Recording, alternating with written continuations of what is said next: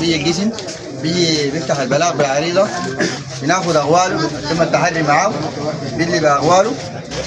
كل الجرائم موجهه ضد الدعم السريع. 97% من الجرائم بتاعت النهب، وال 174 المتهم فيها الدعم السريع بالنهب ممتلكات المواطنين.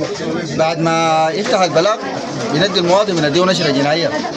النشره الجنائيه بيشيلها، بيمشي بيلفها بها على اقسام الشرطه، بيشوف المضبوطات، بيبدا بالقسم اللي فتح فيه البلاغ، يتعرف على حاجه من الحاجات بتاعته دي، بنديه بيخليه يمشي النيابه، بيجيب عريضه النيابه انه يا اخي انا تعرفت على حاجات مضبوطات في القسم الفلاني.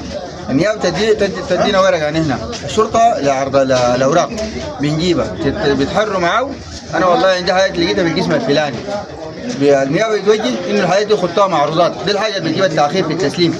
المواطن بس داير ده حقي يقول لي شيلوا امرك، بس دي حاجه دايره، يعني يقول لك ده سريري يقول لي شيلوا امرك، لو ما عملت لك انت معناتها غلطان وانت تاجر كده، لكن الشغل ده مسلسل وفيه اجراءات قانونيه.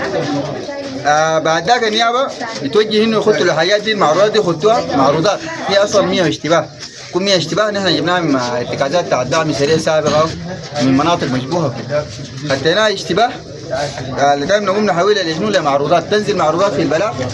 بعد ذاك النيابه بتوجه انه تسلم للشاكي شنو بالتعهد الشخصي، بيسلمها له.